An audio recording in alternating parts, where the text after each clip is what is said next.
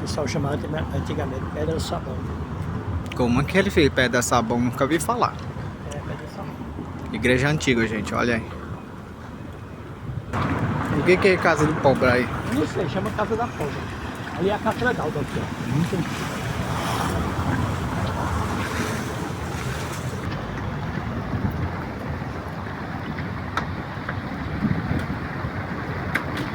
É, tem reforma. Foi reforma, né, da escola. Aí reformaram, né, isso aí. É a escola, não? Onde é?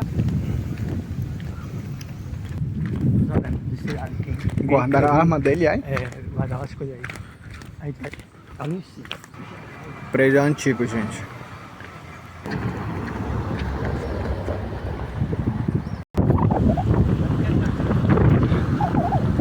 Casa antiga, muito antiga, gente. Acho que português, europeu, não sei o que mais, que guardaram essa a munição dele, entendeu?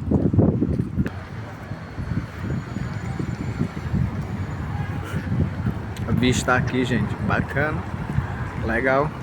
Centro histórico aqui da cidade. Tudo essa pedra, né, gente? É. Olha aí por dentro, gente. Aqui é o convento de São Francisco. Uma igreja bem antiga aqui da cidade de João Pessoa.